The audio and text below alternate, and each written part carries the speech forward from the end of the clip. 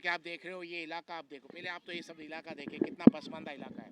और सबसे बड़ी बात पता है सितम शरीफी क्या है यहाँ पर ऐसा हो गया है कि आप, मैंने तो फर्स्ट टाइम ऐसा सुना है कि लोगों को अच्छा काम करने भी नहीं दिया जा रहा, रोका जा रहा है, इनको तकलीफ़ें पहुंचाई जा रही है इसलिए कि ये लोग यहाँ से चले जाएं। उसकी वजह से एक ही लगती है, बाज़ बार ऐसा होता है जैसे आपने देखा होगा कि कोई अच्छा काम हो रहा होता है तो एक्चुअली अच्छा ये काम जो भी होता है ये किसी और को करने का होता है, लेकिन उनसे होता नहीं है तो वो एक्सपोज हो जाते हैं, और जब एक्सपोज हो जाते हैं तो फिर उनको उस काम से दूर करने की करें। अब इतना नेकी का काम हो रहा है जो आपने अंदर देखा, अल्ट्रासाउंड के लेटेस्ट मशीन वगैरह, डिलीवरी। आप मुझे बताएं अगर यहाँ पर किसी की कोई डिलीवरी का वक्त होगा तो यहाँ कोई एम्बुलेंस आ सकती है? आप खुद अंदाज़ा कर लें, नहीं आ सकती ना। तो ये यहाँ आके ये सर्विस दे रहे हैं बगैर कॉस्ट, 100 रुपये शायद फ़ीस रखी है, वो भी इसलिए कि एक तरह से देखा जाए कि आप लोगों से हमने कुछ लिया। तो मकसद कहने का ऐसे इलाकों में भी हॉस्पिटलें चलाने नहीं दी जा रही, इनको काफ़ी तकलीफ़ें हो रही हैं, इसकी मतलब ताजुब है। और जो यहाँ के MNA हैं कादर पटेल साहब, उनका काफ़ी ताउन है, लेकिन फिर भी यहाँ पर आप देखें, इलाके देखें, आप ये देखें, अपने कैमरे को दिखाएं यहाँ तो किस तरह लोग रह रहे हैं। और अभी हॉस्पिटल शुरू हुई है, कुछ ही वक्त हुआ है, लोग आ रहे हैं, नई रोड पे आ रहे हैं। मुझे बताएं ये कहाँ जाएंगी, कौन से इलाके में इनका इलाज हो सकता है यहाँ के अलावा? तो इनके साथ सबको ताउन करना चाहिए। कोई ग्रीवेंसीज हैं, कोई नाराज़गी है, इनके साथ तो टेबल पे बैठ के हल करनी चाहिए और मसले हल करने चाहिए, क्योंकि ये लोग जो भी हैं यहाँ पर वो आपके इलाके में ही आए हैं, आपके इलाके के लोगों को फ़ायदा पहुँचा रहे हैं, आपकी माँ बहनें, आपके भाइयों को, आपके बुज़ुर्गों को फ़ायदा पहुँच रहा है। तो इनके साथ ताउन करें, इनको आप दुश्वारियाँ पैदा मत करें। और मुझे लगता है कि आपके सामने जो सब चीज़ें आप देखें किस तरह के घर बने हुए हैं, तो मैं यूसुफ गाडिट और इनकी पूरी टीम की जितनी भी तारीफ़ करूँ कम है। काफ़ी अच्छे इलाके में हॉस्पिटल बना के रखी हुई है, डिज़र्व कर रहा है, और अल्लाह इनको हिम्मत दे और इनको सेहत दे। बाकी हिफाजत करने वाली ज़ात तो ऊपर की है, ऊपर वाली है, और मुझे लगता है अल्लाह इनकी हिफाजत करेगा। कोई सवाल पूछना है आपको, कोई भी तो पूछे। अच्छा, इस इलाके में आने का मकसद क्या है? यहाँ कराची का शहर है, बड़ा शहर है, यहाँ तो गवर्नमेंट भी सहूलियात दे रहे हैं, तो आपका ये इसके अंदर एक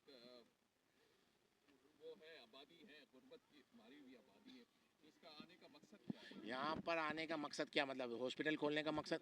उसका मकसद ये है कि यहाँ के लोगों के पास अव्वल तो कुछ है नहीं, अगर यहाँ कोई बीमार हो जाता तो यहीं फोत हो जाता है।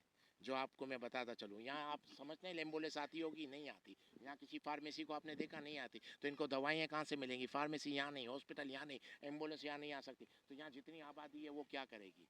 तो वो कुछ कर कहाँ जाएगी? तो यहीं वो उनकी जो तबीयत, अगर कुछ बीमार हो जाते हैं या किसी की यानी डिलीवरी का वक्त आ जाता है किसी औरतों का, तो मुझे बताएं यहाँ से कैसे जा सकते हैं? तो यहीं बच्चे भी फोत हो जाते हैं, उनकी वालदा भी फोत हो जाती है। तो मकसद कहने का ये है कि ऐसे इलाकों को, असल प्रॉब्लम क्या है हम सब लोगों के साथ, कि कराची को हम पता नहीं बहुत खूबसूरत सिटी समझते हैं, कुछ भी नहीं है, ये है रियलिटी कराची की। तो मकसद कहने का ये है, इसको फेस करना पड़ेगा और हम सबको ताउन करना चाहिए इन सब के साथ, इन हॉस्पिटल वालों के साथ। अगर किसी को इनसे कोई नाराज़गी है तो टेबल पे बैठ के मसले हल हो सकते हैं। इस तरह से झगड़ों से या इनको आप तकलीफ़ पहुंचा के अगर यहाँ हॉस्पिटल बंद भी करवा दोगे तो किसका नुकसान होगा? यहाँ के रहने वालों का नुकसान होगा और किसी का नहीं। और यहाँ के रहने वाले लोग अगर किसी रीज़न के तहत अगर इनको काम करने नहीं दे रहे, तो मुझे लगता है बेवकूफ़ी है, ताजुब की बात है। हाँ, ग्रीवेंसीज हो सकता है किसी किस्म की नाराज़गी हो, टेबल पे बैठ के बात करें, मसले हल करें। ऐसी 4-5 और हॉस्पिटलों खुलनी चाहिए और भी सहूलतें होनी चाहिए।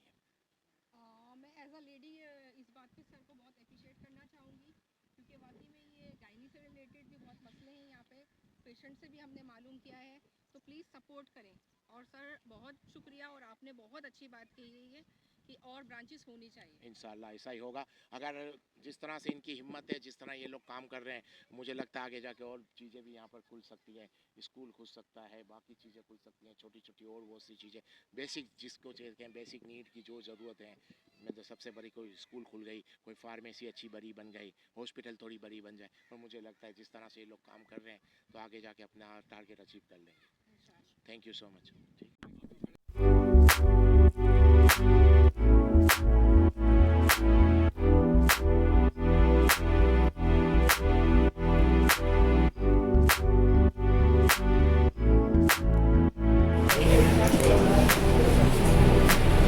देखिए, ये अल्ट्रासाउंड की बिल्कुल लेटेस्ट मशीन है। आप सोच सकते हैं कि ऐसी जगह पे अल्ट्रासाउंड की लेटेस्ट मशीनें रखी गई हैं। अंदर आपने देखा काफ़ी चीज़ें, यानी किस तरह से प्रेगनेंसी के केसेज है जो डिलीवरी किस तरह की जाती है, इसी इलाके में भी इतनी सहूलत दी है यूसुफ गार्डन साहब और इनकी टीम ने। तो यानी मकसद कहने का ये कि लोग बहुत काम कर रहे हैं, भलाई काम बहुत किया जा रहा है, लेकिन उनको उजागर नहीं किया जा रहा। आप लोगों का काम में इनके सबके काम को उजागर करें। ये ऑक्सीजन का सिलेंडर है, ये आप देख सकते हैं, यानी ऐसे इलाकों में भी इस तरह से सब चीज़ें प्रोवाइड की जाती है। तो यहाँ की जो टीम है इसकी जितनी तारीफ करें कम है, और मैं आपको और चीज़ें काफ़ी यहाँ पे दिखाता हूँ। बनाओ बनाओ जमीन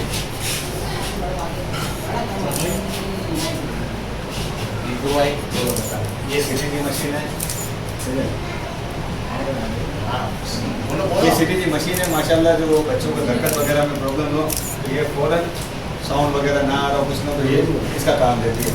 जो माशाल्लाह बड़ी बड़ी हॉस्पिटल्स में होती हैं जो यहाँ मौजूद है, और यहाँ ये डिलीवरी वगैरह का सेटअप है। और इनकेस डिलीवरी के बाद अल्लाह ना करे बच्चे को कॉम्प्लिकेशन आते हैं तो वो वॉर्मर रखा हुआ है जिसमें बच्चों को फर्स्ट एड दी जाती है, और ऑक्सीजन भी हमारे पास सिलेंडर लिया गया। तो माशाल्लाह से अभी मैं आपको वहाँ ले जाता हूँ।